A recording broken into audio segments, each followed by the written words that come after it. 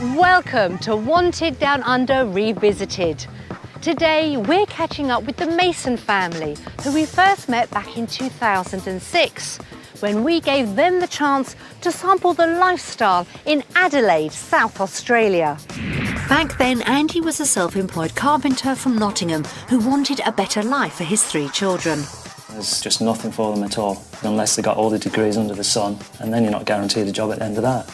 And a less stressed life for him and his wife Jane. We'd like to get out of the rat race a bit and just have an easier life. But would they find Australia's all they'd hoped for? I think hate's a bit of a strong word. I just totally dislike it. And how would Andy handle working for someone else again? Somebody barking orders at me, I don't think I'd take it very well, because I think I'd be walking back out the door and back to the UK. Jane was more worried about who they'd have to leave behind. If we do move out here, the biggest battle I think will be friends. It's the hardest decision the Masons ever had to make. My overall fear would be it all going totally wrong and not being able to do what we want to do. We've caught up with the Masons to find out what choice they made. Did they stay in the UK, or did they make the biggest decision of their lives and move where they were wanted down under?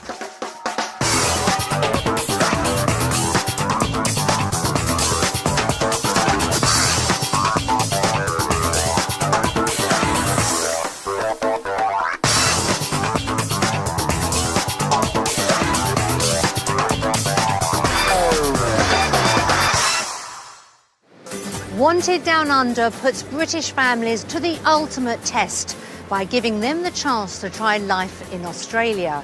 They have just 1 week to find out about homes, work and lifestyle before voting on their future. But what happened next? We caught up with some of our original families to find out where they are now. 3 years ago, the Masons from Nottingham were facing a life-changing decision, whether to stay in the UK or to move to Australia. We gave them a week to experience life down under, but was it all they hoped for? Andy and Jane Mason shared a detached family home in Nottingham with their 3 children, Aidan, then aged 7, Callum 5 and 18-month-old Abby. Andy had always worked as a carpenter and even fitted out his own house extension. He hoped to move to Oz would mean a better balance between work and family. I'm basically looking for a job where I start early, I do a standard 8 hours, when I can sort of spend time with the kids and the rest of it. We'd like to get out of the rat race and just have a bit easier life, a bit more outdoors. At the moment we rush around like headless chickens. We're sort of an outgoing family, like to sort of bike rides, all the rest of it, and a bit more time to do that. Jane and Andy had thought about moving to Australia for several years. I'd been on every website humanly possible. Found out all the information I possibly could. Jane led a busy life, but it was her horse that was the main hurdle to making that crucial decision. Over the years, it has caused a few arguments with regards money for the horses. It's whether you put food on the table or the horse gets fed, and sometimes the horse has got fed instead of I've got fed. Jane's priorities made it difficult for her to achieve everything she wanted in the UK.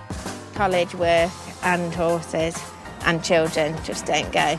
Andy's always been at the bottom of the pecking order. For me, personally, I'd like to get rid of horses totally. Even if Jane took Reggie the horse, the Masons had strong family ties that would have to be broken by a move. Obviously, with Andy's mum having MS, she has said that she won't come over to Australia. My mum and dad are, I wouldn't say best pleased with the idea of us moving that far, especially with mum being sort of ill as she is. The travel factor for her wouldn't be an option. I don't think she could do it. But overall, I think everybody's pushing us in the direction of go for it and make a go of it. Would Australia provide the answer?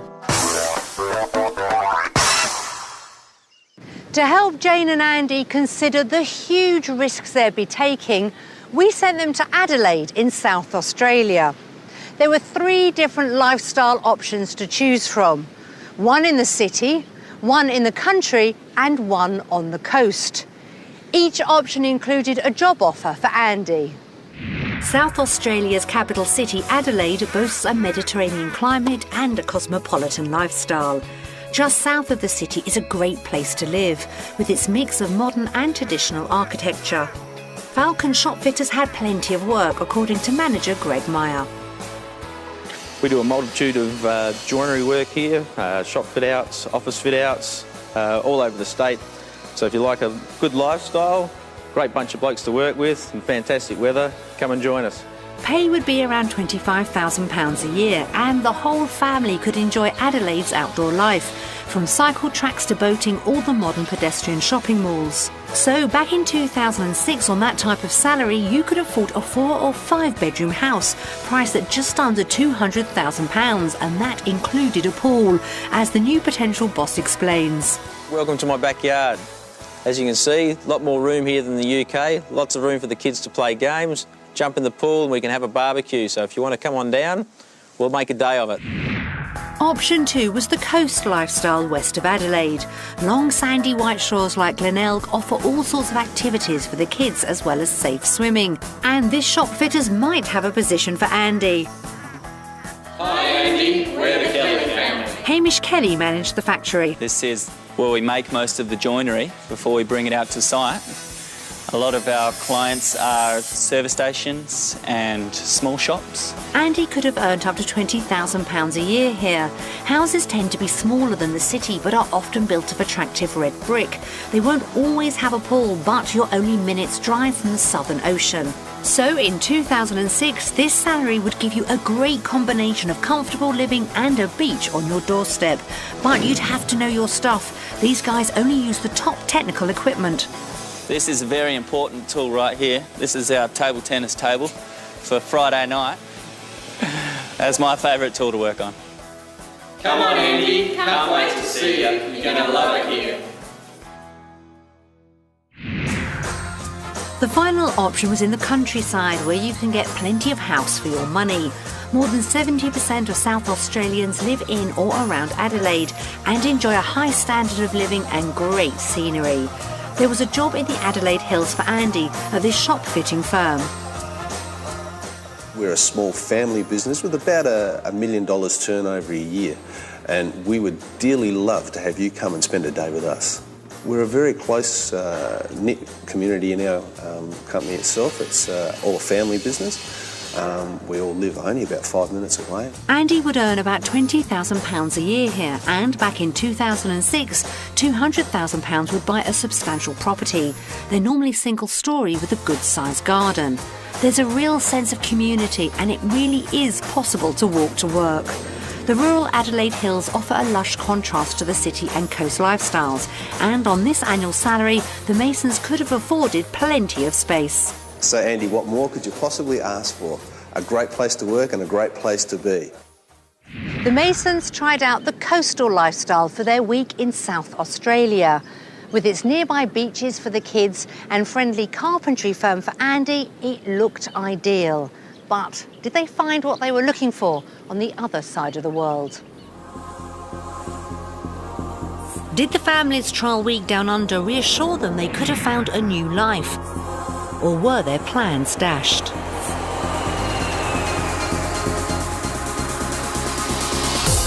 After more than a day of flights and airports, the Masons made it to Adelaide, jet-lagged but excited. It's been a long trip. 29 hours. A long time with 3 kids. Andy was already thinking about his job. The best thing to happen this week would be for me to land the job that I'm looking for. If it doesn't work out, I'll move on to plan B, which will basically be send Jane out to work and she can keep me for the next umpteen years. If they decided to move, it was crucial Andy and Jane agreed on everything that week. First up was a close inspection of their rental accommodation. It was their first chance to sample an Aussie property. Is this as big as your bedroom at home? Too small. It's very nice. The decor's interesting, I've got to admit. Let's go look at the garden. It's quite nice, yeah. So they liked where they were staying, but the next day was the difficult task of agreeing on the kind of property they might purchase in Australia. In the UK, Jane and Andy had a 4-bedroom detached house in Nottingham with lots of space for the children. If they sold it after paying off their mortgage, they'd have about £160,000 to spend. So we chose 3 homes that would show the Masons what they could afford if they moved here. While the children were looked after, Jane and Andy got down to some serious house hunting. We've worked hard to get where we are in the UK, and we don't intend to just lose what we've done in the UK if we were to move. So unless we find the right house land package, then we wouldn't move. If they couldn't find the right type of property, the whole prospect of a move would have proved impossible. So, fingers crossed. First, a brand new family home with a pool for £200,000, so the Masons' finances would already be stretched. There was a lot of open land at the back. Inside, it was immaculate, with 5 bedrooms and 2 bathrooms. Hiya! Hello. Fine, thank you. The owners at the time built the house themselves on an empty plot. They were also from the UK. Almost every second person has got a British relative here, and they're all so friendly. They all want to get to know you. They'll take you right into their circle of friends, and we've made lots of really good friends here. Lifelong friends we've made here. Kitchen. We've got the in pantry there, family room, and also the rumpus room. Right. The rooms were well finished, which would please Andy, who didn't want any more DIY. And it was big enough for each of the children to have their own bedroom. So whose bedroom's this one? This is the 5-year-old, 5-year-old daughter. Spotless again. To teach her some of this. Just don't look under the beds or in the cupboards. This is the study bit. We also have you can see we fit the double bed, and that's where any guests that come from overseas they can have that room. Separate bit from you. There were other advantages to living here. Jane found she had a lot more in common with the owners other than being a Brit. We've basically been able to do everything that we dreamed of doing. We've got horses and... You said you've got horses? Yeah. Do you keep them at... I've got a friend who, a friend, at the moment they're adjusted at Are they friends' on house. livery? Yeah, so yeah, they're both there, yeah. Does it cost them? $50 a week, which is what, £20? Yeah. Which is not a lot. Jane really had the bit between her teeth, much to Andy's dismay. Well, we'll leave you two to talk horses then, I think. At the back of this property, there's a large pool with an added extra bonus. Is it heated? Yeah, solar heated pool. We've got solar panels on the roof, and yeah, it is enough. I mean, you find you only need a couple of days of sun, and it heats up really quickly. Yeah. Round the corner, Jane spotted the land that came with the house. To Andy, it was a garden, but to Jane, it was a paddock for a horse. And will they ever build? Will they ever build on that? No. And just over the mound there's a little lake. Right. You know, it's great for walking the dogs or whatever. So what's this on the market at? It's on the market at $489. That was about £200,000, so they would have needed a small mortgage on top of their equity. From the point of view of moving to the UK, moving straight in, yes, it's the sort of property we'd be looking at, wouldn't it, really? Yeah. I'd prefer to be going for an acreage, just so that I can have my horse. Right, Andy. However hard Jane tried, she couldn't flog the horse to Andy. Time to place your bets for runner number 2, described by the agent as a Georgian-style residence peacefully positioned over rolling hills. It was cheaper than the first one at around £190,000, but it still had 2 bathrooms and 5 bedrooms. The bedroom 1 with the ensuite and walk-in robe.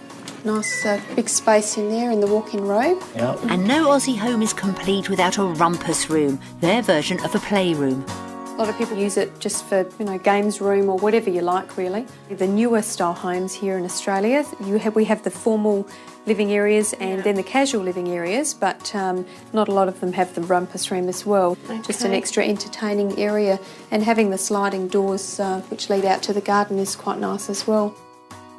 Okay, this takes us now through to our formal lounge room here. You notice we've got an open fireplace, which is lovely, creates a nice ambience. It might have had a fireplace, but it still left them cold. There were big windows, but no view. For me, looking at the fence, I think it's a bit enclosed. I've got to say I don't like the view out of that window. Next door's pretty close. I think it's a nice setup, but it just spoils it having the 2 metal panels each end just to look at and nothing else. Because that's all you're really seeing. It's quite a big plot, but the house takes up all of the plot. That's right. As opposed to going 2 floors. So what did the Masons honestly think of property number 2? I think hate's a bit of a strong word. I just totally dislike it. I would have the house we saw earlier over this one. It's a shame, really, because it's a nice house just boxed in, really. Oh dear, they better like the last property or they'd have a problem. How about somewhere with a bit more space? If the one before was mock Georgian, this was Tudor. It was pricier at £250,000, but had a pool and its 11-acre plot included dozens of attractive gum trees. Good afternoon. I'm Wayne from Two and Toots. Andy and Jane. Jane. Hiya. Nice to meet the both of you. Okay. Come right through, folks. So just a nice sized room. Yeah, this is maybe more what we're used to in the UK. Yes. So it's completely different than what we've seen so far. It's got more of a homely feel to it, where you're travelling all that miles and then you're actually stepping back a bit into what you've left. Yeah, it's got a nice feel to it. Folks, we'll come on through to kitchen dinette area here. It's a very country style, if you like. It's certainly more what we're after, I've got to admit. Okay, yeah. Well, that's good. Maybe more your cup of tea than mine. Basically, I do all the cooking, so there'll be a sign. All the cooking, you did most of the cooking. 99.9%, so there'll be a sign hanging from Andy's kitchen. Today. Do not enter. The kitchen did the job for Master Chef Andy, but would the bedrooms match their expectations? All right, we'll head upstairs, folks, have a look at the bedrooms. Nice size rooms, you've got your built-in robe, so you've got plenty of hanging space and get everything tucked away there and it's not intruding into the room. Plenty of space for the children. The two-storey style seemed to suit them better. Yeah, it's a nice view, actually. Yeah, and the hills. If Jane was thinking nice place to ride, Andy had other ideas. Could we turn that land into sort of a vineyard or cherries or something like that? Yeah, sure. Come on through, folks. So here you've got your main bedroom. Oh, yeah.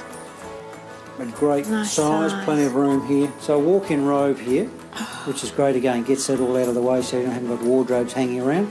My stuff there and there, Andy's stuff Yes. there. So we have to work that out.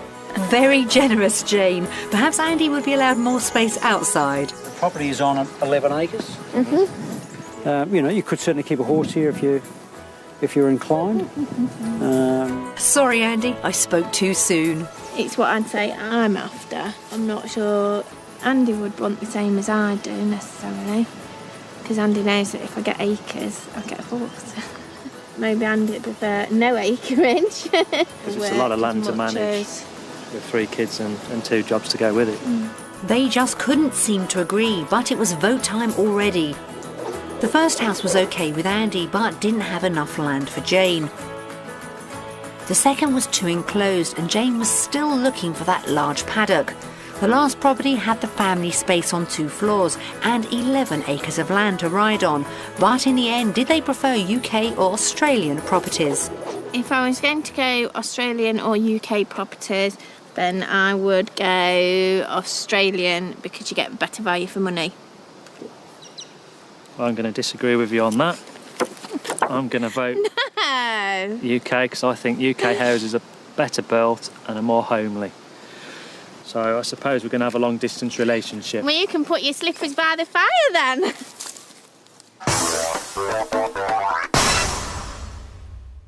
So, after trying out life in Adelaide in 2006, what did the Masons finally decide?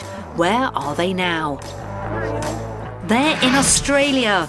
The Masons emigrated 1 year after filming, but they didn't choose Adelaide. They moved to Gympie, a provincial town 2 hours north of Brisbane on the east coast of Australia, and this is where they live. Andy and Jane moved down under in 2007 and have lived here in this house for just over a year. Hiya, welcome to our house in Australia. So come on, Andy, spill the beans. How much did it cost? Eventually, after sort of bartering with a builder, we got him down to 340. Originally started in, was it in 415, I think he came in at. But we got him down to 340, which is good because we've had to spend a bit on it since to put it right. That was about £155,000 and included their 6 acres of land. But it's not all been a bed of roses. Maintaining the land, I suppose, is the biggest shock, sort of having it slashed, cutting the grass, especially in sort of summertime. You could spend 6 hours a day on a Saturday just cutting the grass. But yeah, overall, It's pretty good. And he's even picked up a bit of an accent. So let's have the guided tour, mate. Righto, this is our kitchen sort of dining area where we spend half of our life entertaining and whatever else. When we first arrived here, there wasn't much of a kitchen. We've sort of extended bits of it to make it into a more workable kitchen as we've gone along. This is the lounge, next to the kitchen. As you can see, it's just no like telly and chairs. That's really selling it to us, Jane. Off this open-plan living area are 4 spacious bedrooms. This is the first bedroom, and this is Abby's bedroom. We had 4 bedrooms in the UK, but we had the typical box bedroom, so she's got a lot more space. Out here, we've got our storage space so that she's got a room and then the storage out here and different bits, so it's quite a nice space for her to be able to play in.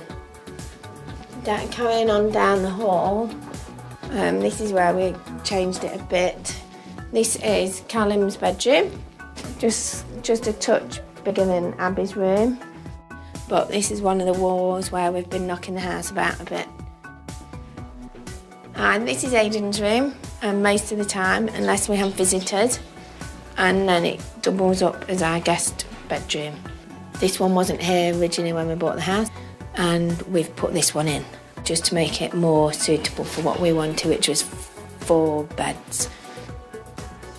Oh, and you've not put your clothes away. It's fine, it's a living house. If everything was perfect, it wouldn't look right. No, but your dirty socks are on the bed. They're clean. This is our room. The best bit about the room is the veranda. It gets the sun on the morning. It's a nice space. But yeah, the best part about this is sort of lying in bed and looking out the window at what's out there. Now you won't get a view like that in Nottingham. And then we've got our luxury ensuite bathroom. Oh, the bath's about 130 years, the enamel going off the bath. Different than our ensuite in the UK. And then Andy's built me a nice walk-in wardrobe that... And it gets finished in sort of winter time, so that's sort of missed out for this section. It might get a bit done on a night. Yeah. It's not bad actually. It's not too bad. It's not too bad. I have tried to shove everything in behind it. But the house isn't quite the dream home they imagined yet. It's still very much work in progress. There's a lot of things we're doing with it that will change it, sort of put the swimming pool in and things like that. Eventually. Changes to the house only happen in winter time. Yeah. In summer it's too hot and we spend 90% of the time on the beach and doing outdoor things, so building projects are no longer on the cards in summertime, which is pretty good for me. So it gets worked on probably 3 months of the year, then left to stand. So what doesn't get done stays like that till the next year. Unless we get some really rainy weather, then we might do a bit to it. And there's something missing from outside too. And this is why we bought the house, because we've got 6 acres. As you can see, we have nice views, nice weather for saying we're in the middle of winter. Couldn't really want any more, enough for the kids to ride the bikes. Jane may have made the move, but she's lost something she loved. We've got no horses yet, and I can't see us having any for at least another year or 2 until we've got sort of the house sorted as to where we want it. A couple of things that had come in before the horse, which would be the swimming pool, an extension, the shed. So once they're all sorted and we've done all those, then maybe I'll get a horse. I do miss the horses, and part of the reason we're having acreage is that if I ever had a horse, I can have it on my own land and I can actually physically look after it without having to drive an hour. There's still a long way to go for the Masons. With the house half finished and no horse for Jane, have they made the right choice after all? Back in 2006, the Masons had a lot to think about. Although they have since moved to Oz, it was a difficult decision and one they may yet choose to reverse. How did they cope when hearing the thoughts of family and friends back home? Dad, you got tears in your eyes. What started off as a tough decision was only getting tougher. Back then, one of Andy's biggest considerations was the kind of work he would get in Oz. We set him up with some work experience to see how it compared to his job in the UK. He enjoyed being his own boss, but if the family moved down under, he'd have to start out working for somebody else. Back in the UK, I've got a free run of everything for what I do. Here, I'm going to be tied, I think, to a bench, and I don't think I'll like that at all. Would Andy still move if he hated working for someone else? After 10 years of doing it for myself and making my own decisions, somebody barking orders at me, I think I'd be walking back out the door within 10 minutes of getting in there if somebody said the wrong thing. So if today doesn't go well, then obviously for me to stay out here would be a no-no. I'd be back on the plane with Jane and the kids and back to the UK. So the whole move rested on Andy getting on with an employer like Hamish. G'day, Andy. Hi, Hamish. How are you? Andy had to assemble flat-pack cupboards like the DIY ones from home improvement centres. This is our joinery section of the whole shop fitting process. Let's get you started with a couple of things. Okay, thank you. But we'll have a go at it, and hopefully it'll turn out all right. It might be upside down, we never know. I need a tape measure. You haven't got a spare tape measure and a pencil I could borrow for a minute, have you? Feel like a proper chippy now. Right, here goes my first attempt at nailing a piece of chipboard with an Aussie nail gun. Beware, everybody. Very impressive, but Andy wasn't happy not using all his skills. I feel like I'm on a production line at the moment. I could be doing this for 8 hours a day, depending on how good you are. It's a bad thing from our point of view, because I'll just be doing roughly the same thing for the day, and that, to me, is not a good thing. I'd like a bit more variety in it. Voila! Looks really good, Andy. If you want, we'll go out now and show you some of the installation work that we do. Okay. We'll go out to a Subway store in a close shopping centre. It's fine, lovely. Okay. Okay, thank you. And there was more bad news for Andy. While he was at work, Jane was determined to find out more about bringing her horse if they moved. That would cost thousands of pounds and would also mean 9 months quarantine, so Jane took advice from another owner. So you're considering bringing him over? Yeah. The only thing that would put me off is the flight. You know, you wonder about him, don't you? But if you're doing the right thing by him, putting him through all of that. He's only flown like the 2 hours. I wouldn't necessarily want to put my horse through it. No. How much is it? It worked out 5,900. Oh, is that all? It would cost nearly £6,000 to back Jane's horse, and we know who was favourite to place that bet. Andy doesn't think I ought to bring him over. Oh, why? 'Cause Andy in the UK is sort of bottom of my pecking order. And he's hoping moving over here, it'll be maybe kids then, Daddy. 18 years we've been together. He met me with 3 horses. That's he met me at a right, horse show. So my argument is, you met me with horses. You're not going to change what I enjoy doing. I don't stop him going golfing, do I? Mr. Mason, your wife certainly knew what she wanted. She wasn't the sort to be taken for a ride. Oh, try again. 1, 2, 3. Oh, well done. Jane's expensive hobby would rely on Andy bringing home the bucks. Get your dosh out, Andrew Mason. Yeah, I hope Andy's work's going well, because this is my next one. Well, Andy didn't like the factory, so how did he like working on site? This is the store which we're fitting out at the moment. We do a fair few stores in the state. We can probably get you working on putting some fillers in around the top of those units there, and we'll see what else we can find you to do. Keep you busy.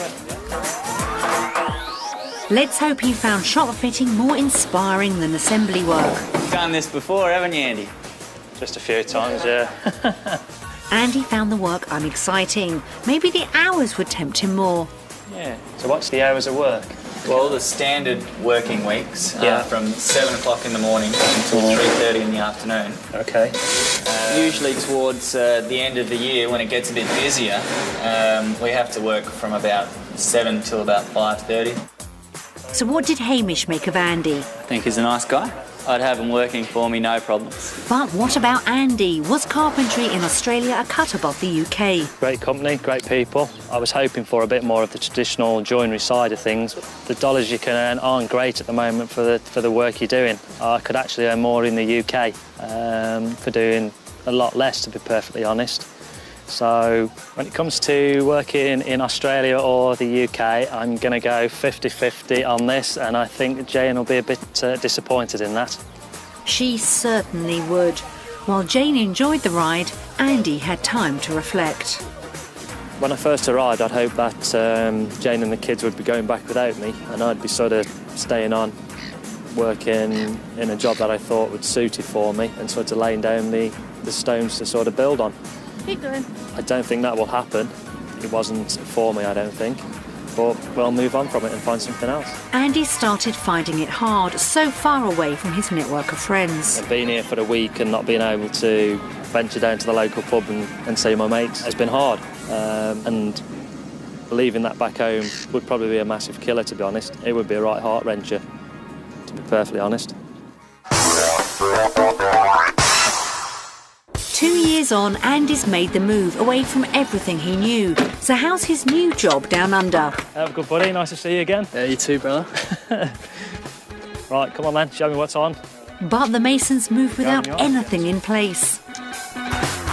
After a few weeks in Australia, after we got off playing in Brisbane, with no job, no accommodation, no house, not really an idea where we were going as such. Came across Gympie, got a job sort of there, working with a local builder. After sort of 6 weeks, that didn't really work out. So basically then it was just look through the papers as you would do normally in the internet, apply for a few jobs, and I picked up this job in Mark on the coast. You get a great view working by the sea, but on the Sunshine Coast, temperatures can rise up to 40 degrees in the summer. Working in the sun, in the sort of heat of summer is hard. It drains you, and obviously you've got to take a lot of fluid in to keep yourself going. But yeah, it's nice, and even on the cold days you appreciate those, because it's not really cold. So it's good, I like it. Having left self-employment behind, how's Andy faring working for a boss? Having to work for somebody who can basically tell you what to do at first was a bit awkward. But as time goes by, you look at the sun, you look at the beaches at the weekends. I've got no stress of tracing payments at the end of the week. My paperwork's cut down by 3/4 at least. Andy's come round to the idea of being an employee, but how does the site foreman think Andy's fitting in? Been working with Andy for a year now. He's pulled them together with all the boys, works as a team, so most important thing. So, no, good fellow to work with. He's adjusted to the Aussie way of life. I turn up at a time when he wants me to and go home at the end of it, and that's basically it. I have none of the aggravation of what I had in the UK.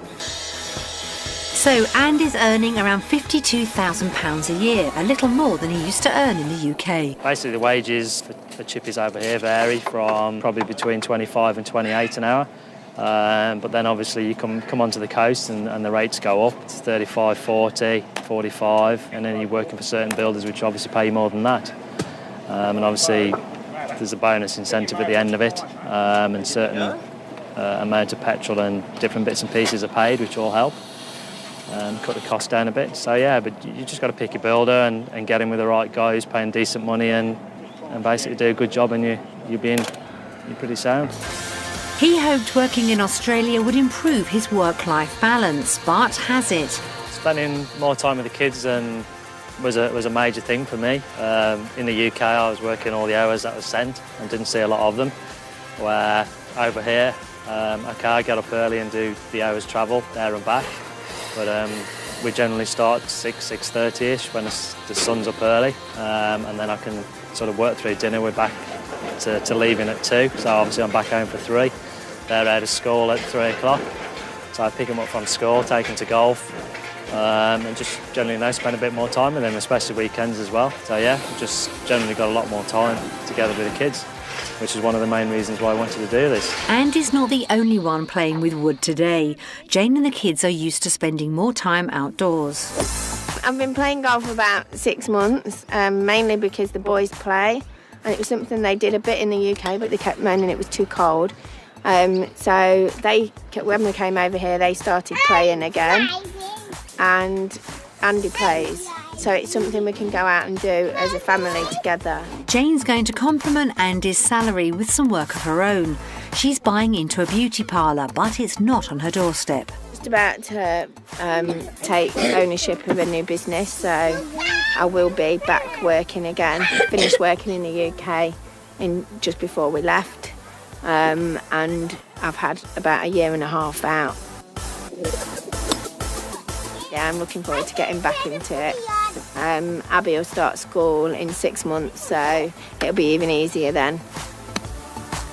But I'll have about a 2-hour drive to the salon, so I'll be travelling up and down the highway at a different time than Andy. The Masons have moved to a brand new area, so how have they found making new friends? We're the first part of the family to move over here, so you do have to put yourself out and make friends and do things you're not comfortable with. So whether that's you get invited to barbecues and you think, oh, I don't want to go, but in order to you go because you might meet somebody there that you connect with and that is eventually a friend. So it's a case of we've had to really put ourselves out there and do different things and meet different people. Gympie is a small town, but its slow pace of life suits the Masons perfectly. We tend to find we like it here because it's not too commercial.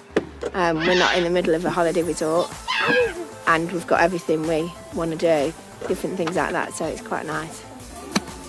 Oh, Aidan! It hasn't all been easy, and Andy recognises the pros and cons of making such a big move. I'm not missing too much about the UK, to be honest. I think I got over that in my first 6 months. Went back, saw things hadn't changed, people still talking about the same things in the same position in the pub. So what are the downsides of life down under? The cost of food is really expensive. For anybody who likes a beer as well, that's quite expensive what it is. And also when you go out into your pubs and clubs in town, you're paying top price for your beer, which is it's an expensive night out at the end of the day. So there's that side to look into it. If you like your socialising, it'll cost you a bit of money. There's also an emotional cost to moving so far from home. It's just family that we don't really get to see a lot of and some really good friends that we don't see at the moment.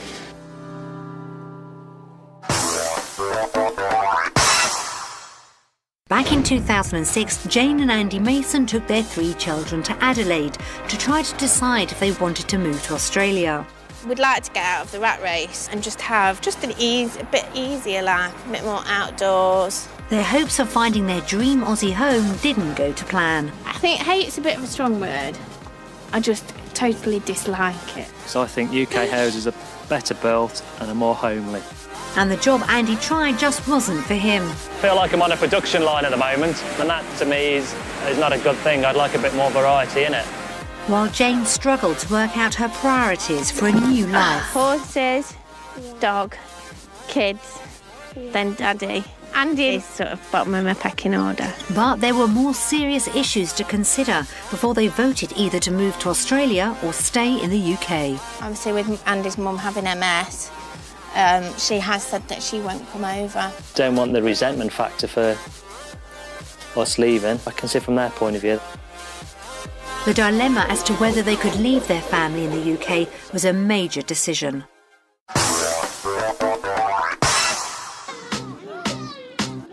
While they considered all the factors, Andy agreed to let Jane try at least one type of horse. If you think that's a rocking horse, I'll show you one. This is the world's biggest rocking horse at nearly 20 metres high, and it lives on the hills above Adelaide. Mounting this dude was as hard as deciding whether to bring her horse to Australia or not. I like horses, but I don't like ladders. Oh, I like these sort of horses. They don't need maintaining and looking after and eating grass and chewing money for nothing. What was supposed to be a great day out only served to highlight their differences over Jane's horse Reggie. I don't think Andy will be very happy if I'm still considering bringing the horse out. Me and Andy don't discuss it at the minute. Without the support they'd had in the UK, it was more important than ever that they saw eye to eye. If we do move out here, the biggest battle I think will be friends. Like if he's really annoyed me or if I've really annoyed him, we could end up being in the same 4 walls just with each other. So I think that'll be difficult. Jane was nervous of the move, but as she finally joined Andy at the top of the rocking horse, she had a more urgent worry. I'm not going to get down from here. Why have you gone pale? Because it's too high and I've got to go down. So if you don't like the ladder, don't come to the biggest rocking horse in the world. After starting out with nothing, the Masons have got a lot sorted in 2 years. Back in 2006, they were far from making a decision, so the Masons tried out the Aussie lifestyle for the first time. With the kids as guinea pigs, Andy and Jane decided to check out the local parks. So how did cycling by the river compare to what they might do in a park back home? I'm not convinced it's that much different than if we were to go down the embankment on a Sunday morning. It looks peaceful, but these inner-city cycleways do get busy. Busy? I suppose it's the only open space around. Everybody out of town city are going to come here, aren't they, Sundays? It is surrounded, looking at that map, by parks, greenery, river. Obviously caters for everybody at the end of the day. All this riding puts horses back in Jane's mind. And what is strange is the fact that the horse trails are going to be all around in the parkland, whereas they'd be out of the way when we're in the UK. They were never far from a play park. I think the play parks are better here than at home. So how do Aussie parks compare to the UK? We don't tend to take them to play parks very often in the UK because you tend to find they're a bit vandalised and not everything works. So you'll get there and there'll be no swings. Just generally we don't tend to do it. Outdoor dining was another big part of the Masons' Aussie dream, so they tried one of the public barbecues provided in parks all over Australia. Just press the button for free electric heat. There's nowhere in the UK where you'd actually find a barbecue maintained in sort of parkland, really. It's nice to see. So what was their verdict on lifestyle in Australia? Which do we prefer, the UK or Australia? It's Australia! After 2 years in Oz, how are the Masons getting into their new lifestyle? It looks like they've mastered the art of the classic Aussie barbecue. This is slightly bigger than my barbecue in the UK. Here we go, blast off. It seems they're doing just fine. This is the first one we've done of this scale. We've had a few little ones before. We've been to people's houses where they've had the bigger ones than these, which have been good. And just amazing, you sort of get to meet so many different people along the way. And the Aussies, to be fair with themselves, are all a pretty friendly crowd, so they let you get on with it, and it's all good. Gympie is a small enough community to meet new people easily. Well, they're a very friendly crowd. They'll actually speak to you walking down the street, where in the UK people wouldn't really take the time out to find out where you were from, what you were doing. So yeah, it's worked out well. If you're going to make new friends, make sure you know Aussie barbecue etiquette, or you may be going without. You learn very quickly that when you're going to an Australian barbecue, you take your esky, which is your cool box with your beer in. You take a chair to sit on, and you're normally offered to take a dessert or a salad. And then you learn very quickly that barbecues start at about 2 or 3, and then everybody eats and then everybody drinks. So they tend to be more daylight barbecues as opposed to evening barbecues, which you'd have in the UK. For Aidan and Callum, the Aussie lifestyle isn't all about sitting around chatting. They get to take full advantage of their land on their favourite toys.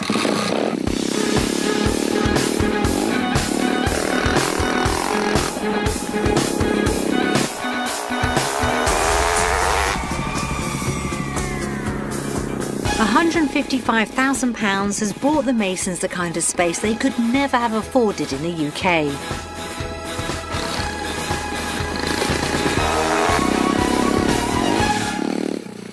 But their large garden doesn't take care of itself. Luckily, they've got to know the locals. Our next door neighbours here are brilliant, and they came over this week and cut the grass for us, so that was really helpful of them. So they're really good.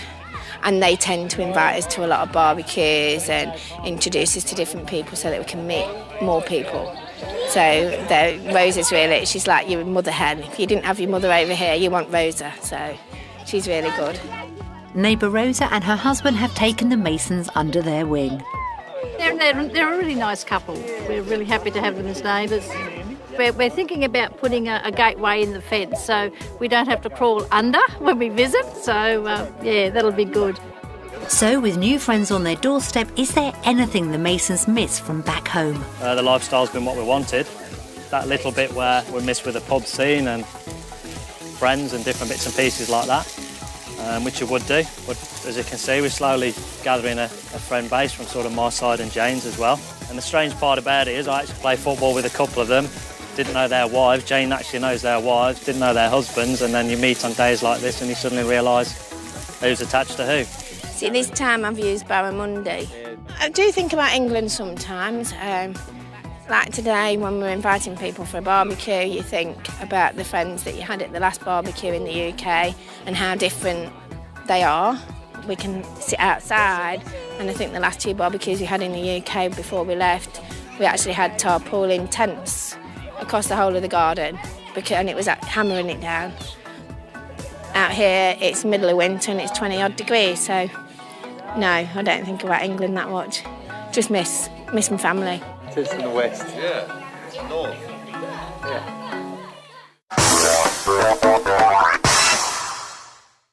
Back in 2006, to help them focus their minds ahead of their big decision, we showed the Masons some messages from friends and family back home. First up were Andy's mum and dad. We don't want them to leave, but we have to qualify that by saying that it's got to be their decision. So if they do go, we shall miss them terribly. I won't want to see them go. And I know their dad won't. So, you know, we will be upset. The things I'll miss about Jane are knowing that she's not just round the corner to drop in. I think missing the family and friends is gonna affect her. I think it will. I think they've got to try it. Yeah, you've got to give it a go. If you don't do it, you can wait forever. You'll never know until you give it a go. And I think the time they have out there, they'll work it out whether it's right for them. We can probably visit at some stage. But it's such a long, long way away, isn't it? You've always got to think that maybe you won't see them again. If they're happy that it's the right decision for themselves and for the children, our grandchildren, then we'll back them 100%. Looking forward to seeing you when you come home. Please don't forget us. We'll miss you ever such a lot, Jane. And Andy, but I'm sure you'll make the right decision. And you'll decide what you want to do. And obviously, we're behind you 100%. If you do decide to go, we'll all really miss you. Hope to catch up with you soon. Bye. We wish you all the luck if you are going to leave us. We wish you all the luck in the world, but we shall miss you all terribly. Because you're the only family we have back here now. I don't want them to go, but that's very selfish for me, because I don't want to lose the grandchildren.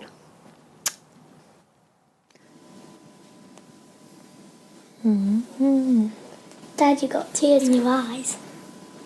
Hearing such heartfelt messages really brought home to Andy the scale of the decision they had to make. When you're looking at such a vast move in life, people are obviously going to give you the blessing, as the saying goes, but at the back of the mind there's always something else they want to say. There's quite a lot more to be said from both sets of parents, neither of which want us to go.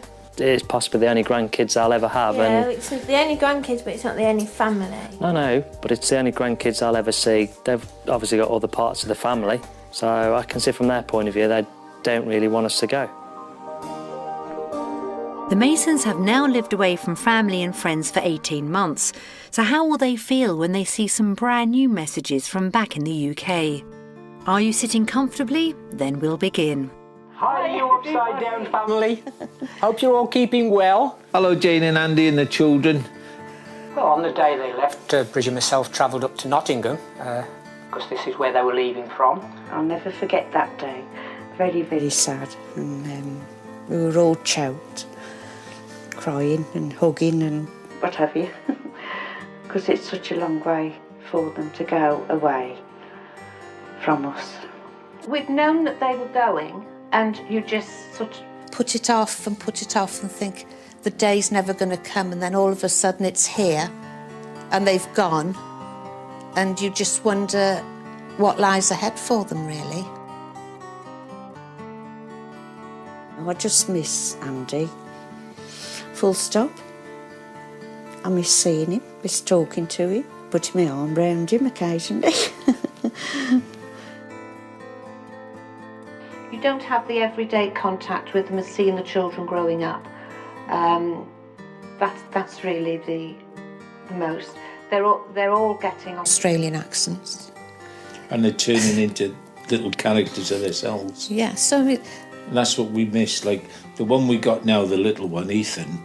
He's a right little character. We've missed that in Abby. Them growing up and Abby growing up, because she is a little princess, we call her.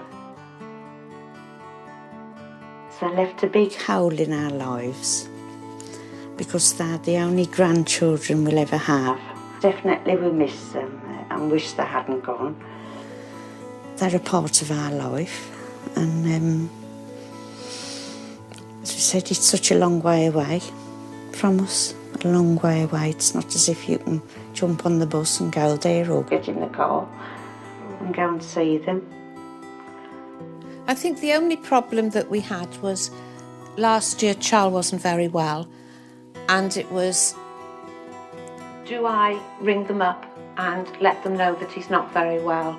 And what is the matter with him, and know that they would panic over there, or Jane would panic. And wonder, should I come home? It's very nice, I think, at the very end of when we speak to him on a Sunday, and he usually says, "Love you loads." That's not the sort of thing Andy would have said one-to-one if we were here. He wouldn't express himself quite that way.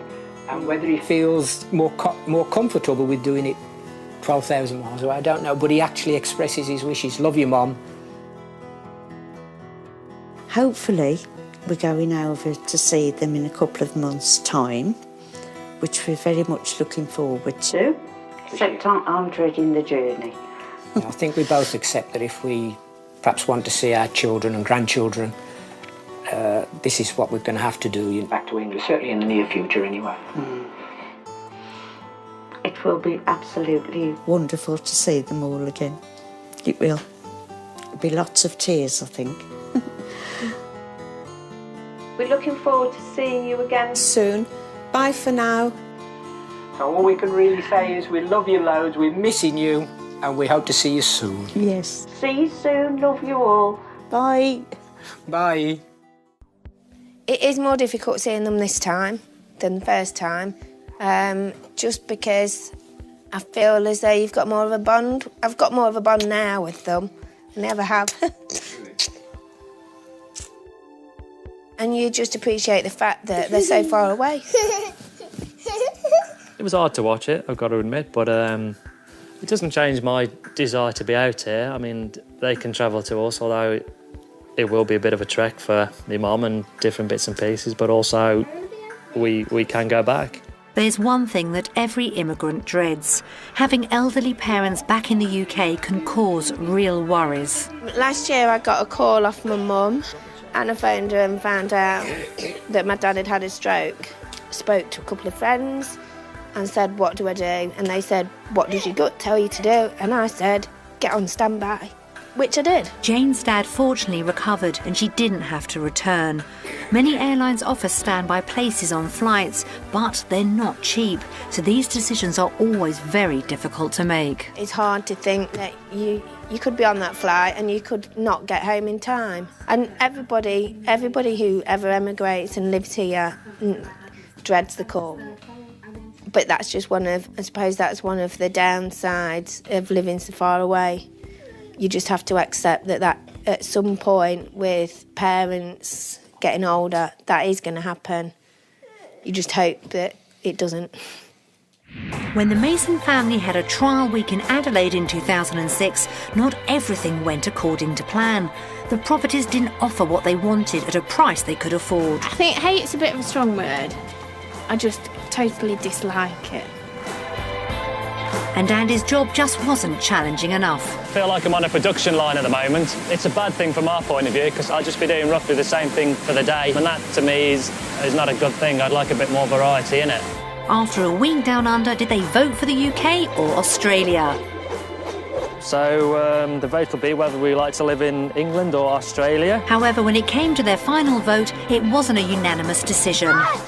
Undecided! Decided. The Masons have been in Australia for 18 months and have worked hard to forge a new life down under. They bought a large property for a great price, but it's not quite the dream home yet. And it gets finished in sort of winter time, so that's sort of missed out for this section. It might get a bit done on a night. And have they found the stress of being away from their family just too hard to handle? It is more difficult seeing them this time, just because I've got more of a bond now with them. I never have. It's time to discover whether the Masons made the right choice after all. We've been in Australia now 2 years, and the final verdict of whether we go home or stay here is...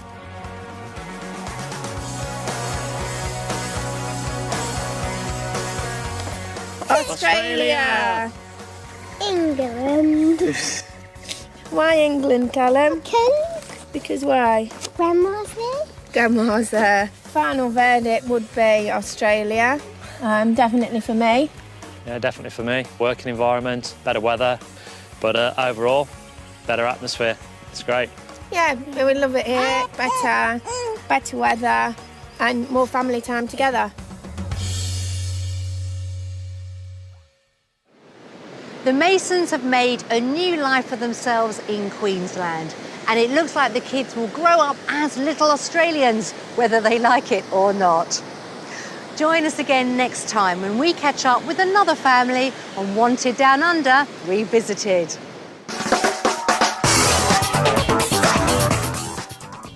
A couple of great properties here at home. The best of Homes Under the Hammer follows a BBC News summary, and then making a big thank you to Mum. It's Cash in the Attic at 11:30 Thursday morning here on BBC One. Welcome to Wanted Down Under Revisited. Today we're catching up with the Mason family, who we first met back in 2006. When we gave them the chance to sample the lifestyle in Adelaide, South Australia. Back then, Andy was a self-employed carpenter from Nottingham who wanted a better life for his 3 children. There's just nothing for them at all, unless they got all the degrees under the sun, and then you're not guaranteed a job at the end of that. And a less stressed life for him and his wife, Jane. We'd like to get out of the rat race a bit and just have an easier life. But would they find Australia's all they'd hoped for? I think hate's a bit of a strong word. I just totally dislike it. And how would Andy handle working for someone else again? Somebody barking orders at me, I don't think I'd take it very well, because I think I'd be walking back out the door and back to the UK. Jane was more worried about who they'd have to leave behind. If we do move out here, the biggest battle I think will be friends. It's the hardest decision the Masons ever had to make. My overall fear would be it all going totally wrong and not being able to do what we want to do. We've caught up with the Masons to find out what choice they made. Did they stay in the UK, or did they make the biggest decision of their lives and move where they were wanted down under?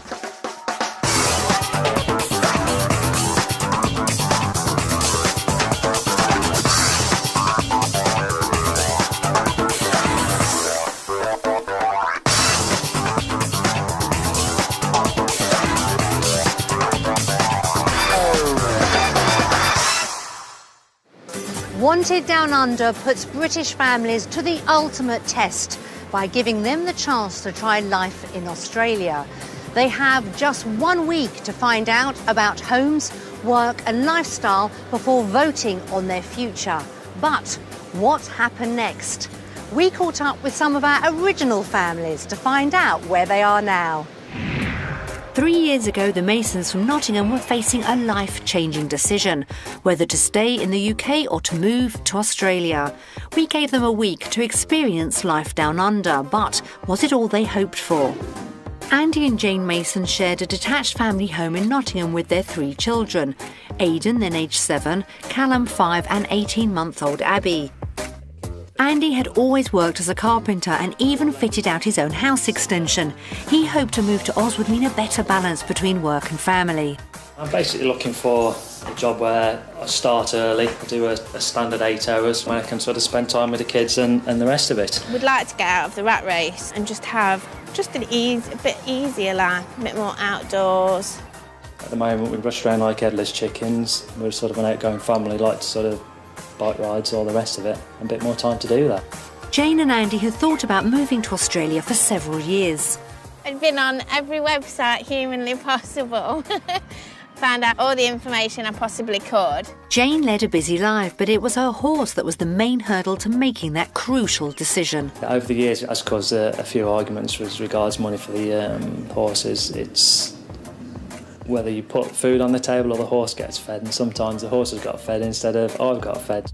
Jane's priorities made it difficult for her to achieve everything she wanted in the UK.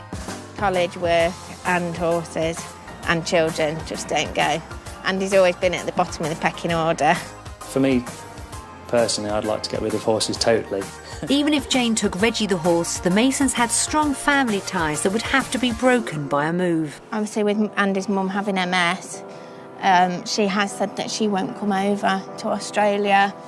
My mum and dad are, I wouldn't say best pleased with the idea of us moving that far, especially with mum being sort of ill as she is.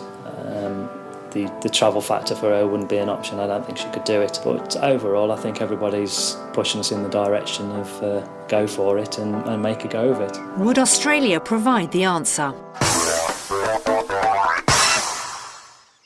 To help Jane and Andy consider the huge risks they'd be taking, we sent them to Adelaide in South Australia. There were 3 different lifestyle options to choose from. One in the city, one in the country and one on the coast. Each option included a job offer for Andy.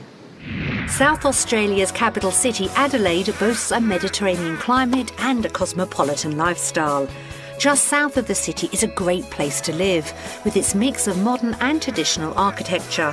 Falcon Shopfitters had plenty of work, according to manager Greg Meyer. We do a multitude of joinery work here, shop fit-outs, office fit-outs, all over the state. So if you like a good lifestyle, great bunch of blokes to work with and fantastic weather, come and join us. Pay would be around £25,000 a year, and the whole family could enjoy Adelaide's outdoor life, from cycle tracks to boating, all the modern pedestrian shopping malls. So back in 2006, on that type of salary, you could afford a 4 or 5 bedroom house, priced at just under £200,000, and that included a pool, as the new potential boss explains. Welcome to my backyard. As you can see, a lot more room here than the UK.